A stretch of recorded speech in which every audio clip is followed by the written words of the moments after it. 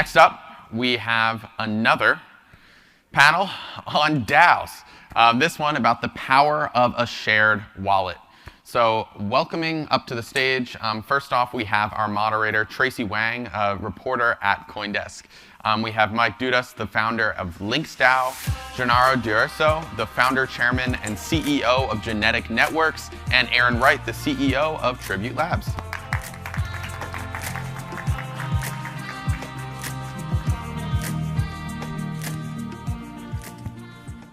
All right. Well, right. Good morning, everyone, and welcome to another panel about DAOs in this 2-hour exploration. My name is Tracy Wang. I'm a senior reporter at CoinDesk, and I will quickly introduce our speakers today. And we're really in for a treat because I feel like everyone on stage here is a true DAO visionary. So we have Aaron Wright, who's the CEO of Tribute Labs. The previous panel we just heard from his colleague Priyanka. And Tribute Labs is a DAO platform that includes Flamingo DAO and the LAO. So these are really just blue chip DAOs. And then we have Mike Dudas, who is the founder of LinksDAO, and he is also a venture capitalist, a partner at Six Man Ventures. And then last but not least, we have Gennaro, who is the founder and chairman of Genetic Networks, which is a drug discovery company. All right. So let's kick it off with just a little bit of background. So in late 2021, we've definitely seen kind of like a huge popularity. DAOs just exploded in popularity, and anywhere from kind of more meme DAOs like Pizza DAO that just buys pizza, throws pizza parties around the world, to more serious DAOs like Ukraine DAO, fundraising for a war-torn country. And also, probably the most headline newsy DAO was Constitution DAO, which raised $47 million to buy a copy of the Constitution. So were you all at all surprised about the public interest in DAOs? And I guess I'll start with Mike, because I think you were involved in Constitution DAO. So I was not, and I regretted it. Okay. I thought that it was certainly an inspiration for what we did at LinksDAO. Constitution DAO was, I think, the first DAO that sort of captured the popular mainstream media attention and broad attention beyond crypto native folks, and helped folks realize the potential of a group of people aligned against a common goal, where you can contribute capital globally without restriction, and you can participate in a community that's going after a goal. So Constitution DAO had a very active Discord where people were communicating and coordinating strategy. So DAOs are about a number of things, but it's about coordination. It's about doing a common goal with folks who anyone in the world can participate. Anyway, so saw that inspired me, and I said, heck, let's try and do some more things that take this power of the community towards a common goal. In our case with LinksDAO, it's building the world's greatest golf and leisure club. But it all has to start with sort of a public mission that's very, very straightforward, that is open. It has to really tie to Web3 ethos to hit, is what we've found and others have found. And basically get momentum and then run with it. And basically from day one, you have a community that you're asking to participate in this mission. That's both a amazing benefit, and it's a massive obligation, and we can talk more about that. But by bringing folks into a project with money from day one, prior to having executed on a long-term roadmap, and ask them to join you from day one, again, great benefit, but it comes with significant obligations that we can talk about. Aaron? Yeah, I mean, DAOs have been brewing since 2013, so I don't know if the past 2 years are a surprise, particularly for folks that have been following blockchain technology or crypto. I mean, DAO started in the Bitcoin ecosystem, right? It started in 2013 with Dan Larimer, who put together some interesting projects like EOS. And the idea is that blockchains are not just useful for transferring assets, they're useful for coordination. And I think ultimately that's what we're going to see over the next X number of years. We're going to see a proliferation of digital assets. They're not just going to be currencies. They're not just going to be NFTs and art. And this shared global compute platform and ledger are just going to be really great ways for different groups of people to coordinate around the globe. And I think the reason that we're seeing DAOs explode is that people know that they want different ways to work. I mean, I think that was particularly pronounced during COVID, where people were working more remotely. They've made connections with different people around the country, around the globe. And I think we all know that organizations need a facelift, right? We're not living in the industrial age anymore. We're not living in post-World War II America. We're moving into a different era, one that's more flat, one that's natively, more native, digital, and heavily reliant on the internet. And the internet is just not structured in a very hierarchical way. And that's what DAOs, I think, ultimately are showing. If you're interested in golf and leisure, if you're interested in the Constitution, if you're interested in NFTs, decentralized science, or all these other communities where people are super passionate, they now have the ability to get together and not just chat, right? Not just say hello to one another, develop relationships, shitpost, form an online mob. Instead, they can have a shared bank account and you can begin to do something productive. And that's great, right? Because I think the internet's getting a little bit dicey at parts, but being able to productively work together to build something bigger and greater is going to be huge. And frankly, that's going to be one of the biggest lasting impacts of DAOs, of crypto. It's not just this amazing global reserve currency. It's not just this amazing global compute platform like Ethereum. It's really, this is going to be the way that we work together. And I think what we're seeing is that people are moving to this post-work, we're experimenting with these post-work concepts, and I think that's super fascinating. And really the bleeding edge of where all that's happening is in DAOs. Well, my perspective is a little different because I'm out of the blockchain world for the most part. I'm coming in as a research scientist. More than half my life was spent in labs doing research on cancer. I ran a lab for about 20 years plus in the University of Miami.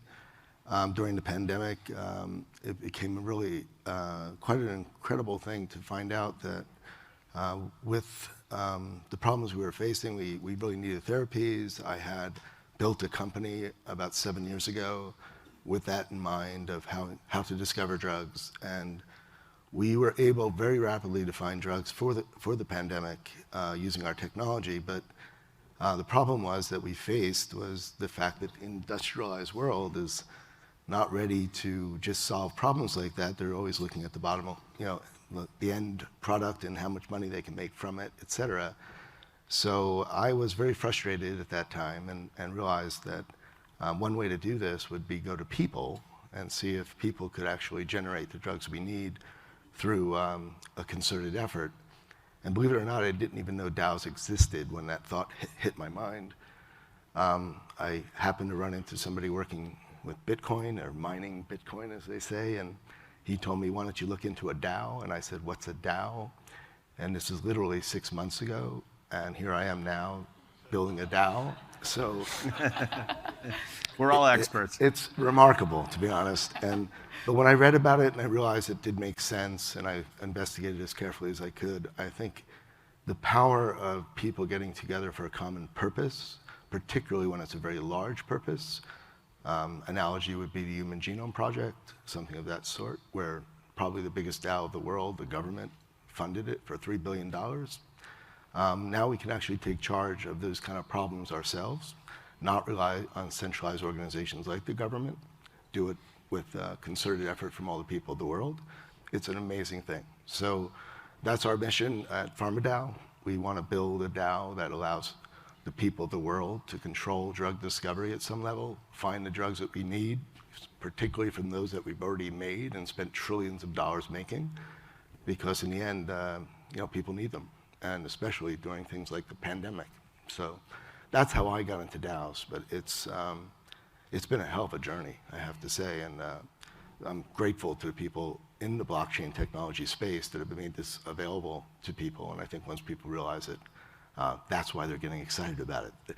It takes a while to learn, as I found out. A few months in, I started to sort of see the light bulbs go on, and then it was like, wow, this is amazingly powerful, and I think when people realize that, they're going to jump in. So that's where I'm coming from. Thank you.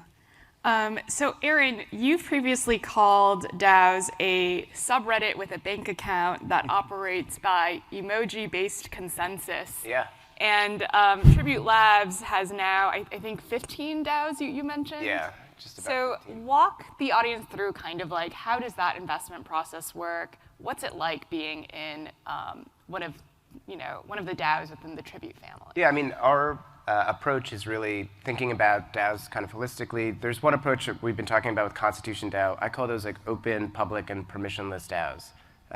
And they're really exciting. They're really hard to manage because I think people don't understand necessarily how to work together in a ideally flat structure. And that's, I think, ultimately what people are trying to explore when it comes to DAOs. How can you have flatter structures that are more open and permissionless, where people can contribute in kind of the way that they want to contribute? And the idea is if you can do that, you can begin to expand the surface area of what people can do, and you get stronger, more stable, more emergent organizations. So our approach was to take it step by step and to start a little bit smaller. And our approach is very much like Coinbase's, where we try to dot I's and cross T's on the regulatory side to the best that we can. So our DAOs are capped at under 100 people. In many ways, they're increasingly curated, where the members are inviting in other members. But what's interesting is part of that process, you begin to just see how you can have an organization where there really is nobody that's in charge, where people are participating about an issue that they care about, a little bit like a subreddit. And they're just going hyper deep into different topics, whether that's NFTs with Flamingo, digital fashion with Red, music with Noise, gaming, and a whole host of DeSci, and a whole host of other topics. And that's important because I think we're moving, and I think we've all felt this, that the world is just crumbling due to a failing expert class. And what you are able to do with DAOs is have a group of people that are passionate about the topic. They may not be experts necessarily, but they're just super deep into it. They love it. They're passionate about it, that are being able to make decisions together. And the way that we make decisions is what Tracy described. It's kind of fun. I mean, there's formal snapshot like governance proposals, which may be familiar to folks that have participated in DAOs. That's pretty much just like voting in a ballot box. But we also enable our members to work faster, and they can put up polls. They can basically sweep NFTs if they want to, purchase NFTs, all with emoji-based consensus so that they can move fast. So we're beginning to see kind of new modes of governance that people want to play around with, which enable groups to work together more effectively, but also do so in a way that's a bit flatter in terms of structure. And it's a learning process where we started, and when we started Allow about 2.5 years ago, that's not the way that lots of our DAOs are governed today. Instead, it's been an organic evolution. And I think we're uniquely positioned to do that because we have a smaller group of people that can start. And my framing for this is a lot like compute or computing. You have to kind of start small. You have to build a calculator, then the personal PC, and then the desktop PC before you build the cloud computing platform, which in my mind is a lot like these open and permissionless DAOs. We don't know how people want to work together online yet, and that's in many ways what we're beginning to explore. But it's been hyper effective. I think that these DAOs are better than experts. We're proving that out, and the data's coming in related to it, and that's great. That means that we can have new structures that are better than corporations, foundations, you name it, like some top-down bureaucratic institution. So ultimately, we can actually not, I would argue the government is not a DAO. It's like the antithesis of a DAO, especially today. We can begin to explore new ways to actually govern ourselves or broader projects more effectively. And I think that's where we're going kind of directionally. Mm-hmm. So thanks for that. Gennaro, do you have any response about the government not being a Absolutely. DAO? I mean, I think it's the principle that is a DAO, but it's a DAO that's gone wrong. Because when I learned about DAOs, the thing I try to do in my life is get analogies that make sense to me. And decentralization made a lot of sense, and I thought big purposes are what drive a DAO. And I thought of the biggest purpose ever created in this United States of America was the Constitution, which was ironic when the Constitution DAO happened, because if you think about it, a bunch of people got together and said, we want to follow a constitution, and what do we need for that to support it? Let's build a treasury. And how do we get a treasury? We tax everybody. If they don't give us the tax dollars, we'll put them in jail. So it's a little bit of a strong DAO. So I wouldn't say it's a DAO in the sense that we think of DAOs, but in principle, it's a DAO. And literally, when I had the Genome Project, and I was part of that, it was $3 billion to sequence the first genome. And basically, the DAO, so-called DAO, gave us the money, $3 billion from the government to do that. It cost $500 to $1,000 to do today. And the return on investment was 141x to the government, to us, theoretically. But I do agree with you, Aaron, that government is a DAO concept gone pretty wrong. Being very centralized, not really transparent, as we know. We don't really know where all the money goes, and there's 2 million employees. So a bit of an inefficient DAO. And you go to jail if you don't pay your token fees. So, a DAO is great because you can buy the token or sell the token. It's liquid, and you don't have to be in the DAO. You don't like what's going on in the DAO? Go to a different DAO.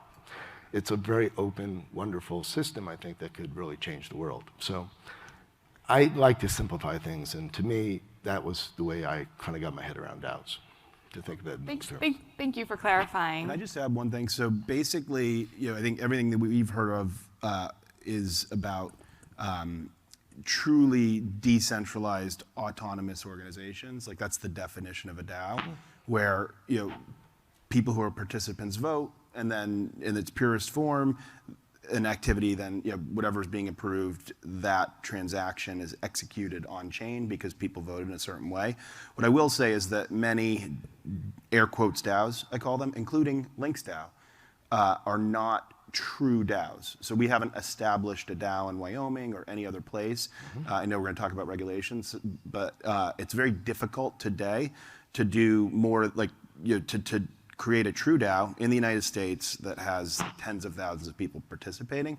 So in LinksDAO's case, what we've actually done is we're a corporation. We sold NFTs to members, and we call it an air quotes DAO, but they're effectively an advisory board. They're doing the function that a member of a true DAO would be doing, but it's not sort of legally binding or executed on chain when they vote. It's basically put to us as the corporation as a recommendation by an advisory board. And then we basically, on all the proposals that have been made, have executed based on the membership's wishes. That's very similar to how sort of Ape and others kind of work. And there's this art and science to how the proposals are made and structured in a way such that you get, hopefully, the outcomes that are ideal for the corporate entity trying to execute on something really challenging, but also get the will of the community and the members to help shape what you're building. But realistically today, if you had 10,000 people trying to buy a golf course with an equal vote and true transparency of every single thing that was happening and voting on every decision that was made, we'd be dead in like 6 months. So a little bit more, I'm going to ask you another question about LinksDAO, but DAOs in general, it seems like sometimes they appear, there is some mania around the DAO, people ape into the tokens, the DAO makes a promise about, they want to buy the Constitution, they want to buy a golf course, they want to buy a sports team, et cetera.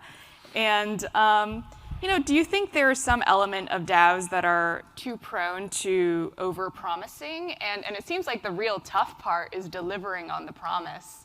The NFTs sold out within a day, and you guys were able to raise, I think, over $10 million for the Treasury. One recent example was SpiceDAO that did something similar. They raised funds to buy a copy of one of the copies of Dune, and they were promising people to make some sort of show around it, but now I think last week they decided to disband that project. So Mike, you're really in the weeds here. You are very involved in LinksDAO. What does it take to deliver on that promise? So it's extremely difficult, right? We're operating in, so we've talked about a lot of the benefits of a DAO structure, permissionless joining, ability to raise funds from anyone globally, a fair governance system, if executed right, et cetera, et cetera. The challenge is you are, to your point, we're operating in an environment where DAOs typically have tokens. In our case, they're NFTs. In many other cases, they're fungible tokens. And the time horizon on which people want to see action in this manic crypto, extremely volatile Web3 and NFT market is a span of days and weeks, not years. So it's critical to set expectations. And we did from the beginning, saying, look, we're not going to have a golf course live and running until 12 to 15 months from now. In the meantime, though, you have this community. Again, they're a benefit. They're helping to shape things, but you need to deliver things to that community that they perceive as valuable. Otherwise, they do lose faith. So constant communications, Discord podiums, Twitter Spaces, regular communications and updates on what the corporation is doing, and again, proposals on how we spend the community treasury, and then extreme transparency and visibility into that. So anybody can look at our Gnosis Safe or our ETH address in our Gnosis Safe and see how we're spending the funds. What's the current status on the golf course? So we are deep. We're working with one of the best top 3 golf management companies in the world. In our case, our goal is to actually de-risk the physical golf operations as much as possible. So not looking to make a humongous profit there, but then create above that an incredible brand community that's kind of Web3 native, online and offline, and that has really significant margins for both the corporation and then that, in the case of Yuga Labs, for example, by having all these brand affiliations and all this future promised value, that also benefits the token holders because they're part of a community that's increasing in value. Got it. Thank you. So the next question is a little bit broad, but DAOs, what do you three think are kind of the biggest issues facing DAOs right now? And it can be regulatory issues, it can be about governance, it can be about DAO tooling. I guess we'll start with Aaron and then. Yeah, I think, look, we're in the early innings of DAOs, even though they were conceived and people started really pressing on them, really starting in 2013. But I think in many ways, going back to this question about expectations, lots of folks that are interested in setting up DAOs or starting DAOs, they don't focus enough on governance, and that's where we're kind of laser focused. Good governance matters, right? It matters whether it's a corporation, it matters whether it's the government itself, and it's not any different if you're starting a DAO. And at the same time, you need to provide the tools so that people can work together. And frankly, we don't know what those tools are yet. At most, we've kind of seen a bunch of platforms that just make it easy to set one up. But frankly, that's the easy part. The hard part, as maybe Mike can attest to, and Gennaro can too, it's really the operation, right? It's how you get people to work together. But I think we're figuring it out. Like across all the DAOs that we support, and we really do support them. We've acquired 10,000 plus NFTs. We've backed 200 plus projects. We've deployed millions of dollars of capital into DeFi.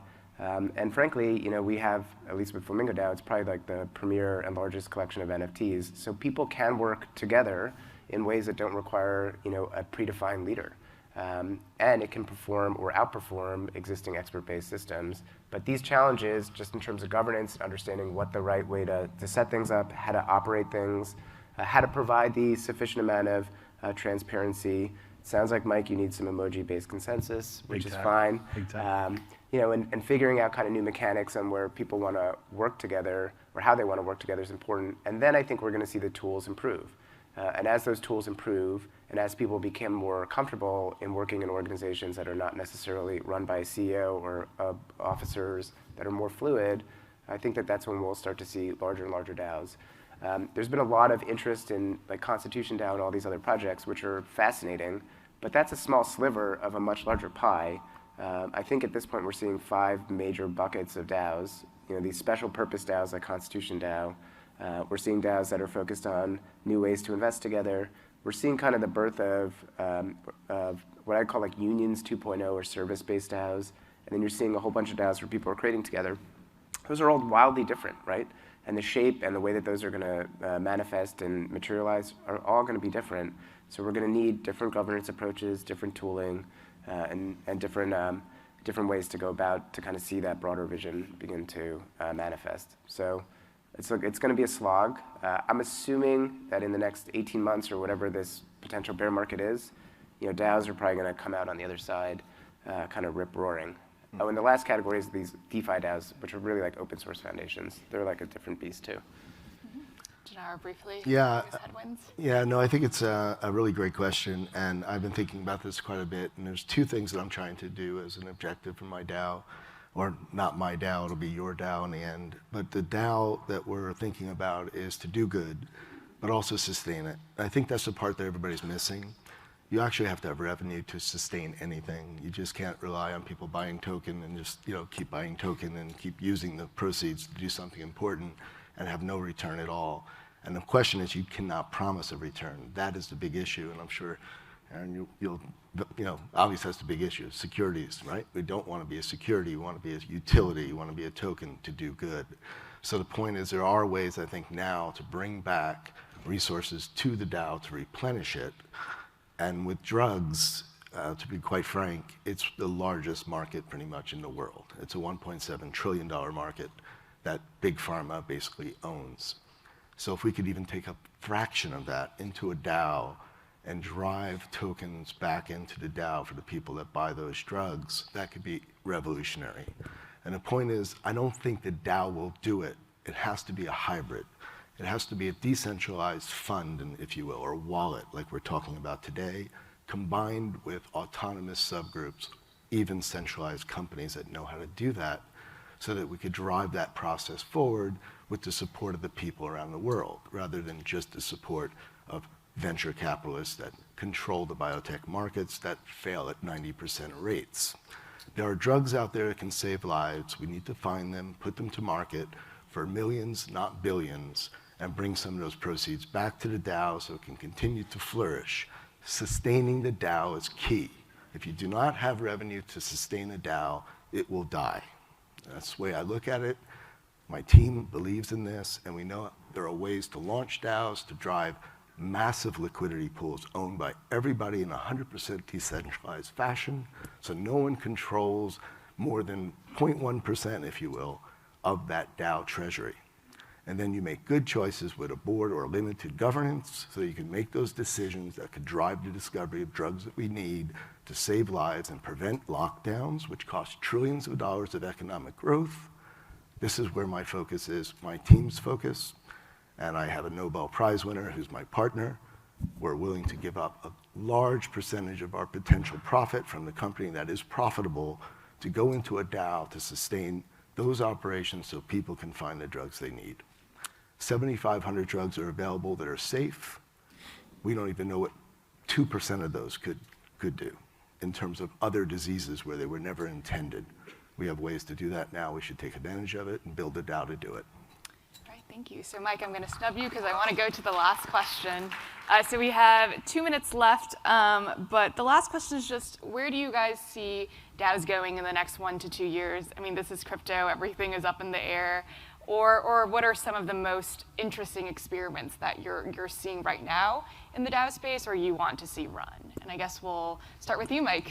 Yeah, so I think the thing that I'm most excited about is, given time and space, a number of the called non-investment DAOs and non-DeFi DAOs, so some of these new novel experiments, like what Gennaro's building, like what we're trying to build, will start to deliver tangible results. So I think, as Aaron said, coming out of the bear, it's going to be really exciting to show provably that these communities that work together, solved governance, were able to get folks who weren't full-time employees to contribute deeply in functional areas towards operational goals, and then actually delivered on their promises. Like, that's what needs to happen. We don't need to reinvent the world over the next 12 to 15 months. We need to deliver on the promises that we've made over the past 6 months. Yeah, I mean, I definitely agree. I mean, I think what you're going to see is the existing DAOs that are well-functioning, like investment DAOs. I think that's a broad category. You're just going to start to develop a track record. And the real benefit of what's happening is that you're building these hive minds, these larger groups of people that have deeper knowledge about a particular area, and they just bat, I think, and this is the hypothesis, just at a better batting average. And when it comes to things like investments, that matters. They're faster decision makers. They're able to spot trends a bit quicker. And that's great. And my framing is really like the 1970s when the limited liability company kind of seeped out of Wyoming. It transformed Wall Street. It transformed Hollywood. It transformed the way Silicon Valley operated. I think that you're going to see the same thing with DAOs, particularly when it comes to investments. It will become not the exclusive way to do things. Experts are still amazing, but it will become an increasing pressure on these existing expert-driven organizations. And then the great stuff that Mike's doing and others are doing that are exploring other use cases, they're going to mature. I'm personally super fascinated with services DAOs. I think the way we work together is incredibly important. And DAOs are not just about coordinating just traditional capital, but also human capital. And I think that that's where some of the largest opportunities are going to be when it comes to DAOs, when it comes to blockchain technology. And I think we'll see a lot more activity around that, including from Tribute Labs. I think that's incredibly important because if you look at what the internet hasn't really tackled yet, it is things like professional services. We're using them at LinksDAO. We're Yeah. using services DAOs for design. Exactly, functions. yeah, Yep. which is great. And I think we're starting to see a small sliver of that, but that is a huge vector, no pun intended, if you're using them, Yep. that I think we're going to start to see a lot more of. And I think DAOs are going to be 10 huge. seconds. 10-second last comment. Bear market means opportunity. Okay, don't forget that blockchain technology is what's going to allow DAOs to grow and do social impact good. That's really important to always keep in mind. Trading, who cares in the end? Let's do something extremely important for the world using DAO and blockchain because that's what really matters. So basically, value is not just dollars back in your pocket. Value is saving lives. Value is doing something important. So you asked, what other DAOs should we see that are great? Well, Michael Casey and I have talked about Writer's DAO. Everybody wants to read a good book or have a good story. Let's build a DAO, get a big treasury, get grants, make people write great stories. We're all happy to read them. We're getting value back, not necessarily dollars. We cannot promise that because the SEC will be all over us. So let's start thinking wisely about this, please. And if you want to know how we can launch treasuries of $500 million in 50 days, go look at my partner, Peter Gurr, who built Wise Token and proved it could be done fairly. Key thing, fairly, so nobody actually has tokens up front. That was a long All right, 10 thank seconds. you. Well Thank done. you. But Writer's DAO in the audience, Yeah. if anyone is listening, Writer's DAO is looking for a founder. All right, let's give everyone a